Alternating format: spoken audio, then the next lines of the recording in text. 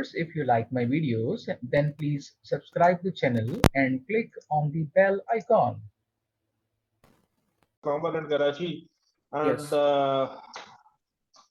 drizzlings over here, and as well, I think so in Karachi as well. Yes, it's raining since morning. Yeah. So let's we start our session. Let's Yes. start our session and started with the name of Allah Almighty, who is more merciful and blessing for that. And I requested Mr. Anil to start the session with and ask the questions from the Zishan Arif sir, and along with the topic. All right. Actually, I I requested think Mr. Anil kindly ask the questions as a moderator to Zishan Arif sir and start the session, please. all right. Assalamu alaikum, Zishan Arif sir. How are you? Alhamdulillah, tak. How are you, ma'am? Yes, I'm fine. Alhamdulillah. Okay. As I've seen the your topic, so question is, what is the main challenge for a mutual fund industry? All right. I think before answering this question, I would like to have some brief regarding mutual funds. What is mutual funds? Then Okay. I will answer your question. Well, when we say mutual funds, it means कि investors जो कि directly equity market में invest करते हैं, fixed income में invest करते हैं, fixed income में शॉर्ट टर्म में लॉन्ग टर्म में इन्वेस्ट करते हैं, तो All right. म्यूचुअल फंड जो है बेसिकली ये एक ऐसा प्लेटफॉर्म है जहाँ पे इन्वेस्टर जो है वो it's actually a pool of investment.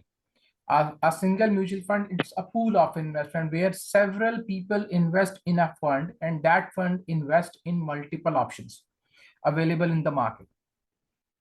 Now it depends, if we are investing in a mutual fund which deals in only equity, then ultimately at the back end, lots of professional people are working on that particular fund to invest the amount of investors in the equity in a manner that they can increase the amount or increase the financial wealth of the investors.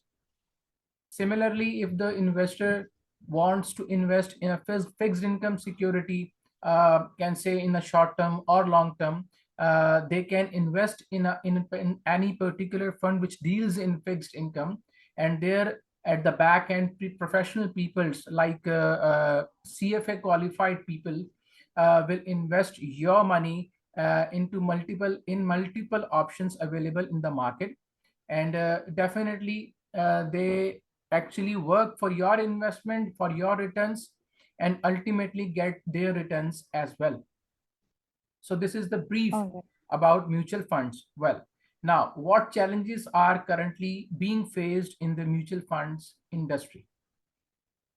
Currently इस वक्त जो मैं अगर थोड़ा सा इसको पीछे लेके जाऊं 5 years back, तो उस वक्त म्यूचुअल फंड्स इंडस्ट्री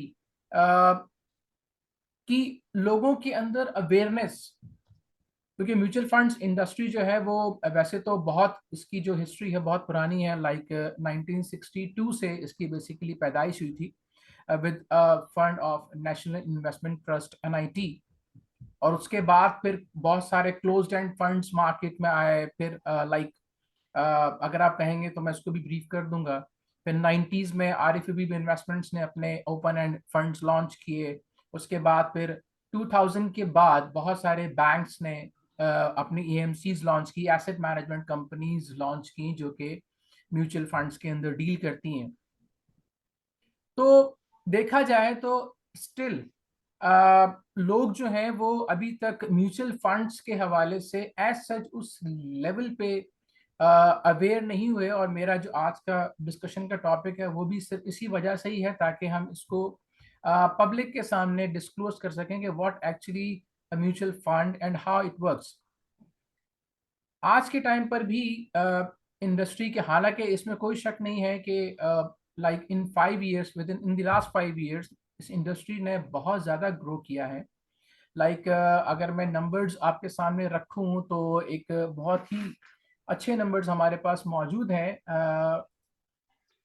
अगर हम सिर्फ लास्ट 3 years की बात करें तो लास्ट 3 years से कंपेयर करते हुए आज इस वक्त म्यूचुअल फंड्स इंडस्ट्री जो है वो 1.621 बिलियन की अमाउंट मेंटेन कर रही है, और अगर इसको इन ब्रॉडर टर्म से बात करें तो 1.6 ट्रिलियन की अमाउंट इस वक्त मेंटेन कर रही है। ये मेरे पास नंबर्स हैं दिसंबर एंड तक के।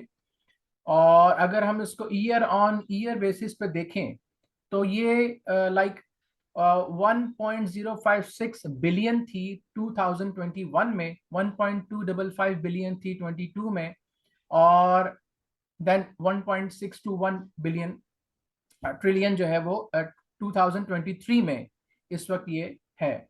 और लाइक अगर हम इसको ग्रोथ के हिसाब से बात करें, कंपाउंडेड एनुअल ग्रोथ रेट के टर्म से बात करें तो 16.31% की ओवरऑल इंडस्ट्री ग्रोथ है। But still Alright. आज भी हम किसी एक लेमैन से पूछते हैं व्हाट इज म्यूचुअल फंड, तो उसको नहीं पता व्हाट इज म्यूचुअल फंड।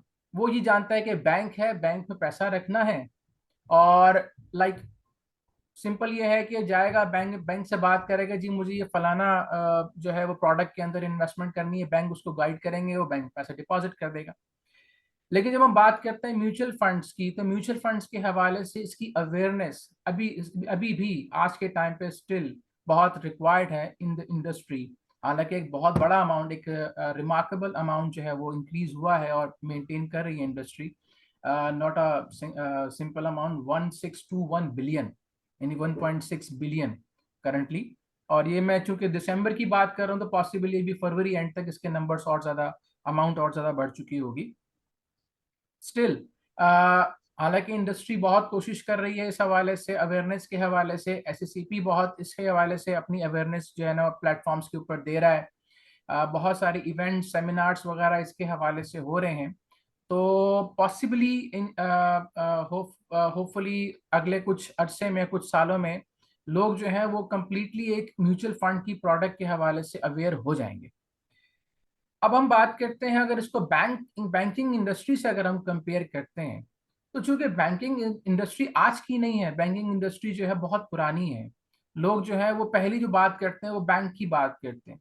तो जाहिर है बैंक को भी एक टाइम लगा अपनी जगह बनाने में, तो म्यूचुअल फंड्स को भी शायद थोड़ा और टाइम रिक्वायर्ड होगा, क्योंकि 2004 के बाद म्यूचुअल फंड इंडस्ट्री के अंदर बूम आया था। बहुत सारे बैंक्स ने भी अपनी एएमसीज लॉन्च की थी, एसेट मैनेजमेंट कंपनीज लॉन्च की थी।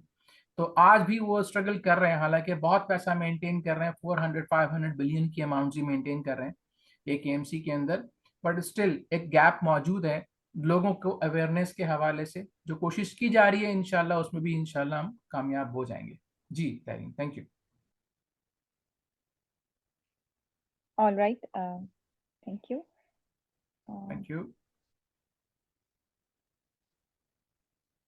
जी जी mister, next question. Okay. My next question is that how mutual funds work, and are mutual funds taxable? all right, well, the first question is how it works, right? How it works? हाँ, Yes.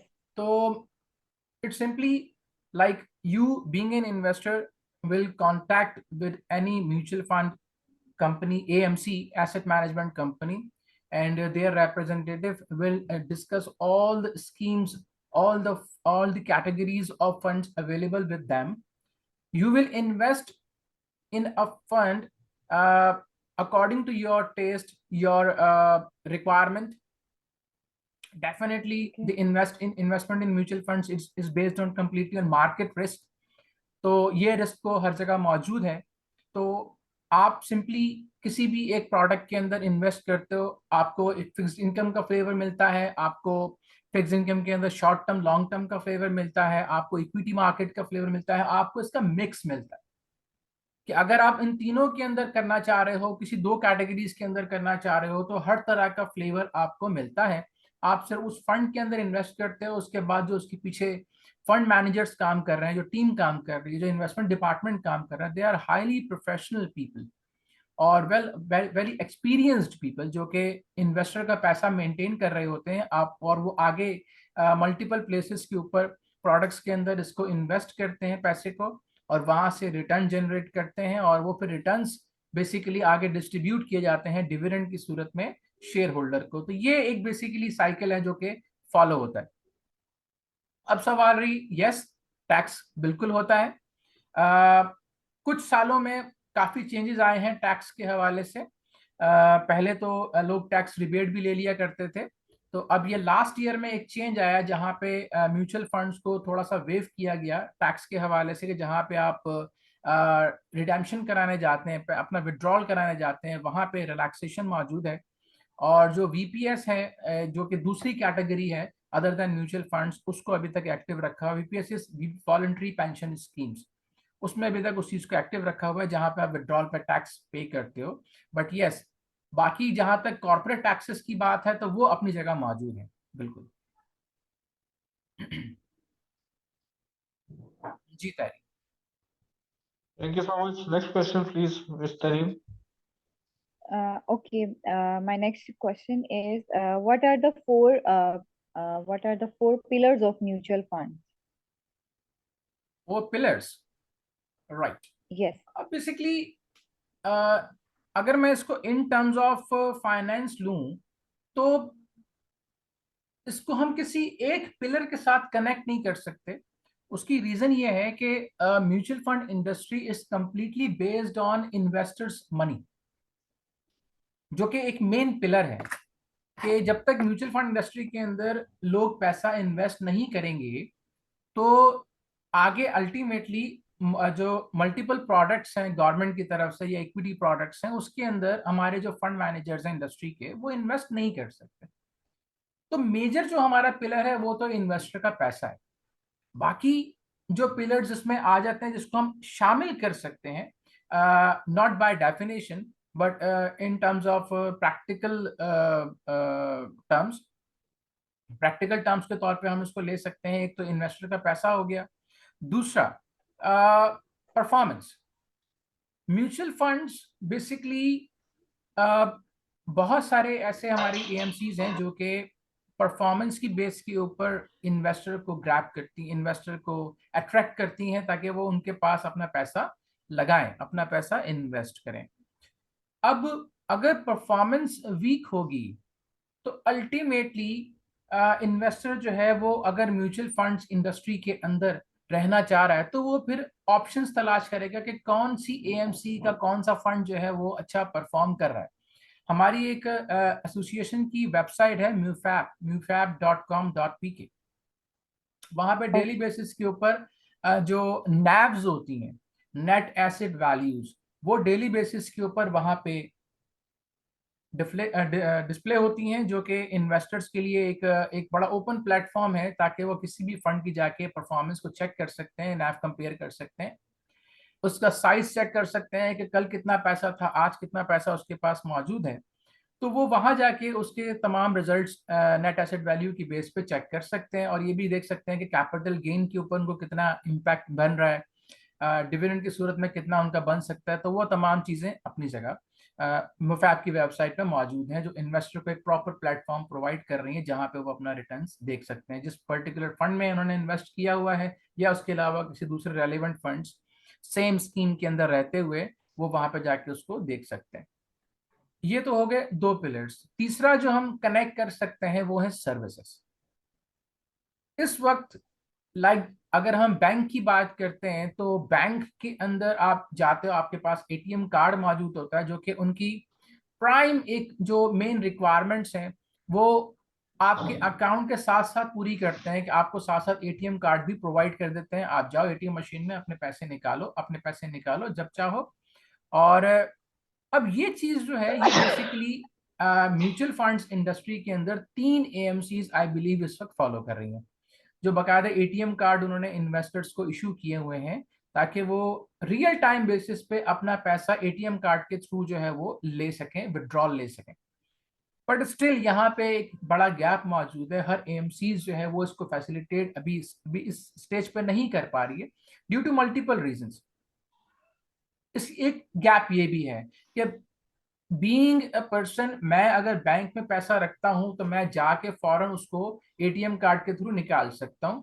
But अगर मैं किसी AMC में invest करता हूं और वो AMC ये सर्विस प्रोवाइड नहीं कर रही है, तो फिर मुझे वहां पे एक एप्लीकेशन प्लेस करनी होगी और 1 से 2 दिन के अंदर मेरे अकाउंट में पैसे आ जाएंगे। इसी तरीके से ऐप सर्विसेज हैं, ऑनलाइन सर्विसेज हैं, ई पोर्टल सर्विसेज हैं। तो it completely depends on the services के अगर एक इन्वेस्टर जो कि ये देख के आपके पास जो है वो ऑन बोर्ड हो रहा है कि ठीक है जी ये एमसी में मैं इन्वेस्ट कर रहा हूं और ये टाइमली मेरा पैसा मुझे प्रोवाइड कर देगी। अब अगर आज उसने एप्लीकेशन प्लेस की है, मैं बात कर रहा हूं उन एमसीज की जो एटीएम कार्ड प्रोवाइड नहीं कर रही हैं फिलहाल। अब अगर उसने एप्लीकेशन प्लेस की है तो इसका मतलब ये है कि वो ये एक्सपेक्ट कर रहा है कि उसको वेरी नेक्स्ट डे या एटलीस्ट 2 दिन बाद जो है उसके अकाउंट में पैसे आ जाए या उसको चेक की सूरत में मिल जाए। अब अगर मान लें कोई एएमसी इसमें थोड़ा सा फेल होती है और वो तीसरे दिन पे जाती है, चौथे दिन पे जाती है, तो इसका मतलब ये है कि फिर इन्वेस्टर को उसकी रिक्वायर्ड सर्विस नहीं मिल रही। सिमिलरली जब ट्रांजैक्शंस प्लेस होती हैं तो ट्रांजैक्शंस के साथ साथ वीएस एक्टिविटीज इन्वॉल्व होती हैं, वैल्यू एडेड सर्विसेज जो हैं वो उसके साथ कनेक्ट की जाती हैं। लाइक इन्वेस्टर ने एप्लीकेशन प्लेस की तो उसको एक एक्नॉलेजमेंट दी जा रही है, ठीक है जी आपकी एप्लीकेशन हमारे पास रिसीव हो गई है। सिमिलरली आपकी एप्लीकेशन प्रोसेस हो गई है, आपके अकाउंट में पैसा ट्रांसफर हो गया है। इस तरीके से मल्टीपल उसको स्टेटमेंट प्रोवाइड करना, अगर ट्रांजैक्शन हो चुकी है तो फिर उसको स्टेटमेंट ऑफ अकाउंट प्रोवाइड करना according to their requirements, investor requirement. ये तमाम चीजें बड़ा अपील करती हैं इन्वेस्टर को कि बीइंग एन इन्वेस्टर, मैंने अगर किसी एएमसी में इन्वेस्ट किया है तो मैं अगर मुझे अपना पैसा चाहिए वापस तो मैं कितने टाइम में उसको वापस ले पा रहा हूँ, और इस in between these transaction vs activities का क्या रिस्पॉन्स था, जो वैल्यू एडेड सर्विसेज वो एएमसी प्रोवाइड कर रही है उसका क्या रिस्पॉन्स था।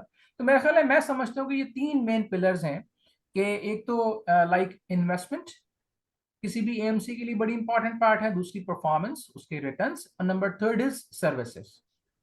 ये 3 चीजें मैं समझता हूँ बुनियादी पिलर हैं। चौथा अगर मैं कनेक्ट करना चाहूँ तो मेरा नहीं ख्याल कि चौथी चीज हमारे सामने कोई ऐसी मौजूद है जिसके हम उसको म्यूचुअल फंड इंडस्ट्री के साथ कनेक्ट कर सकते हैं। But these 3 are the main pillars, I think, I believe. जी Tarin. All right, all right. You have discussed about net asset value. So, is there any link between net asset value in mutual funds?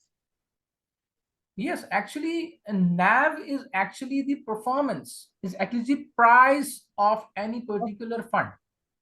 Like अगर Okay. आप equity market की बात करते हैं, shares की बात करते हैं, तो आप जाते हो स्टॉक मार्केट में, आप किसी कंपनी का शेयर बाय करते हो और उसके बाद आप ये देखते हो कि उसकी प्राइस जो है वो किस तरह से फ्लक्चुएट हो रही है। फिर आप उसकी क्लोजिंग प्राइस अपने पास नोट डाउन कर लेते हो, नेक्स्ट डे वो ओपन होती है एक प्राइस पे, फिर क्लोजिंग प्राइस आती है, तो आप कंपेयर करते हो कितना डिफरेंस आया, कितना रिटर्न बना। सिमिलर टू दिस, किसी भी एएमसी म्यूचुअल फंड इंडस्ट्री में जो एएमसी है, हमारी एसेट मैनेजमेंट कंपनी है, उसका जो एक फंड है, they have multiple fund, multiple categories funds. अगर किसी एक फंड की नैव, तो इसका मतलब हम बात कर रहे हैं उसकी प्राइस कि आज डे All right. एंड पे इसकी जो नेट एसेट वैल्यू है वो इतनी है। इसी तरीके से मान लें अगर किसी ने 100 की प्राइस के ऊपर कोई भी म्यूचुअल फंड प्रोडक्ट बाय की है, इन्वेस्ट किया है, 100 की प्राइस के ऊपर अगर बाय किया है, और आज वो लाइक 1 साल पहले अगर उसने 100 पे बाय किया था, आज वो 300 पे आ गई, नैफ पे आ गई, तो इसका मतलब कि बोथ प्राइसेस जो है वो उसका डिफरेंस निकाल के अपनी परफॉर्मेंस को इवेल्युएट कर सकता है कि मैंने 1 साल के अंदर एक्सपेक्टेडली कितना रिटर्न मैं जनरेट कर सकता हूँ। मैं चाहूं तो किसी भी वक्त एएमसी को वापस वो हम मेरी जो इन्वेस्टमेंट है मैं उसको रिटर्न करके विड्रॉल ले सकता हूं। तो मुझे उस वक्त की जो नैव होगी उसकी बेसिस के ऊपर मुझे मेरी अमाउंट मिल जाएगी। जहां मैंने 100 रुपया लगाया था वहां 300 की बेस पे जितने मेरे यूनिट्स बने थे उसके हिसाब से मल्टीप्लाई करके मुझे पैसे मिल जाएंगे। This is actually the naive, net asset value, जो डेली बेसिस के ऊपर कैलकुलेट होती है और डे एंड के ऊपर, बिजनेस डे एंड के ऊपर वो बाकायदा पब्लिक की जाती है on the websites of all AMCs on MUFAP, mutual funds association of Pakistan की वेबसाइट पे, ताकि उसको पब्लिक करने का मकसद ये है कि बीइंग एन इन्वेस्टर और बीइंग ए रिसर्च एनालिस्ट और लाइक बीइंग ए लेमैन, मेरे पास एक प्लेटफॉर्म अवेलेबल हो जहां पे मैं उनकी परफॉर्मेंस को देख के इवेल्युएट कर सकूं। जी। All right, all right. Very informative. My last question is that what are the two main reason you would invest in a mutual fund? Sorry, आवाज कट होगी, please ask again. Okay, I repeat it. What are the two main reason you would invest in a mutual fund? यानी why investor should invest in the mutual fund. Yes, yes, yes. Yes, तो What are the two main reasons? Two main reasons, I'm right asking about it. Yes. Right right. Like in the start of my discussion, एक चीज जो मैंने highlight की थी, that was कि mutual funds is actually invest in multiple products, multiple segments available in the market, multiple options available in the market. बहुत सारी products ऐसी हैं जहां पे इन्वेस्टर खुद अप्रोच नहीं कर सकता। म्यूचुअल फंड्स उसको वो प्लेटफॉर्म देता है कि उसमें इन होने के बाद वो अपने अमाउंट को मल्टीपल सेगमेंट्स में डिवाइड कर सकता है। अब इसके अंदर इन्वेस्टर के पास क्या ऑप्शन अवेलेबल है? इन्वेस्टर सिंपल आया, उसने फंड की परफॉर्मेंस देखी, फंड की हर मंथली बेसिस के ऊपर एक फंड मैनेजर रिपोर्ट होती है जो कि हर एएमसी अपनी वेबसाइट पर डालती है, जिसमें वो अपनी इंडस्ट्री की परफॉर्मेंस, फंड की परफॉर्मेंस, हर चीज वहां पे हाईलाइट करती है।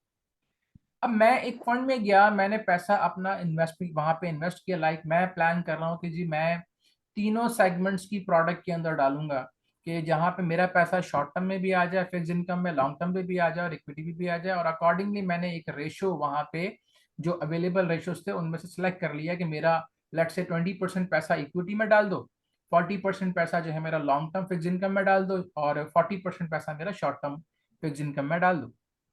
अब मेरे पास जो मजेदार ऑप्शन है वो क्या है? ये बेसिकली बड़ी अट्रैक्शन है इन्वेस्टर्स के लिए, अगर हम उनको हमारी जो सेल्स टीम है वो बड़ा उनको प्रॉपरली कन्विंस करने में लगी होती है, और ये बड़ी अच्छी चीजें इसके अंदर मौजूद हैं, मल्टीपल फ्लेवर्स हैं। कि मान लें कि मैंने प्लान किया कि मैं 100% पैसा जो है अपना मनी मार्केट में डाल दूं, शॉर्ट टर्म में डाल दूं। अब मुझे शॉर्ट टर्म में रिटर्न समझ में नहीं आ रहा और इक्विटी की परफॉर्मेंस ग्रेजुअली, इक्विटी मार्केट अगर इंप्रूव कर रही है, तो मेरे पास ऑप्शन है कि मैं अपना पैसा मनी मार्केट से इक्विटी में कन्वर्ट कर सकता हूँ। यानी मेरा पैसा मनी मार्केट से निकलेगा और इक्विटी में इन्वेस्ट हो जाएगा। मैं सिर्फ एक रिक्वेस्ट प्लेस करूंगा, पीछे जो टीम काम कर रही है वो इसके ऊपर एक्शन परफॉर्म करेगी, उस चीज को इंप्लीमेंट करेगी। मुझे नजर आ रहा है कि इक्विटी मार्केट पॉसिबली डाउन हो जाएगी, तो मैंने अपना, मेरे पास ऑप्शन मौजूद है कि मैं अपने पैसा इक्विटी से लॉन्ग टर्म में या शॉर्ट टर्म में फिक्स इनकम में कन्वर्ट करा लूं। ठीक है ना? ये एक बड़ी All right. मजेदार चीज है जो कि इन्वेस्टर के लिए बड़ी अट्रैक्शन का बाइस है, कि अगर पैसा कंपनी किसी भी एएमसी में अगर इन्वेस्टर अपना पैसा इंजेक्ट करता है, तो इसका मतलब अब वो एक अलग से यूनिवर्स में ऐड हो गया, जहां पे वो अपने पैसे को किसी भी एंगल से अपनी इंस्ट्रक्शंस के थ्रू मूव कर सकता है। दूसरी चीज, अट्रैक्शन के हवाले से मैं अगर बात करूं तो like in the last 3 years after the start of pandemic, mutual funds industry के अंदर एक बूम आया है और बड़ा जबरदस्त बूम आया है। अगर मैं, जैसे कि मैंने आपके सामने नंबर शो किए थे कि compounded annual growth rate of the industry since 2014 से Yes. 2023, last 10 years 16.31। और इसमें जो मेजर रोल प्ले हुआ है वो लास्ट 3 to 4 years के अंदर, जब पैंडेमिक स्टार्ट हुआ था इन 2000, तो लोगों का जो कॉन्फिडेंस था वो बहुत डेवलप हुआ, बिकॉज मैन्युफैक्चरिंग साइड तो चल नहीं रही थी। तो इसको आप इत्तेफाक कह लें कि लोगों ने अपना पैसा उठा के फाइनेंशियल इंडस्ट्री के अंदर पार्क किया। फाइनेंशियल इंडस्ट्री के अंदर म्यूचुअल फंड्स के अंदर बहुत पैसा पार्क हुआ। लाइक अगर आप देखें तो तकरीबन कोई अराउंड 250 मिलियन अमाउंट जो है वो एक साल के डिफरेंस में ऐड हुई। देन तकरीबन कोई 400 मिलियन की अमाउंट जो है वो एक साल में इंडस्ट्री के अंदर ऐड हुई। तो ये बड़ी अमाउंट्स हैं। मैं ये नहीं कह रहा कि बैंक से बड़ी है, बैंक तो डेफिनेटली बहुत बड़ा, बैंकिंग सेक्टर जो है बहुत बड़ा सेटअप है और एक टाइम से काम कर रहा है और उसके अंदर trillions of amounts are there जहां पे उसकी ट्रांजेक्शन हो रही हैं, बट कंपैरिजन बिल्कुल नहीं बनता। लेकिन अगर मैं म्यूचुअल फंड इटसेल्फ उसकी परफॉर्मेंस की बात करूं तो लास्ट 3 इयर्स के अंदर बहुत एक अच्छी परफॉर्मेंस म्यूचुअल फंड्स के अंदर नजर आई है in terms of investment, in terms of returns. तो ये मैं समझता हूँ कि दूसरी बात है जो कि इन्वेस्टर को अट्रैक्ट करती है कि हाँ मुझे म्यूचुअल फंड्स की तरफ जाना चाहिए। जी तैनी। A very informative and very productive discussion, Zishan Arif sir. Thank you Thank so you. much for your time and availability. The first session of Project 360 Summit as well. Thank you so much. Inshallah Taala, we will keep in touch with you and conduct different more sessions, webinar Inshallah. sessions in the upcoming series. Thank you so much. Thanks a lot to all of you who have listened and give the views. And the recordings will be shared in the while through Zishan Arif sir. Thank you so much. Right ji, Thank you. thank you Thank ji, you. thank you ji, thank you so much, thank Thank you you so so much। much. Allah Hafiz.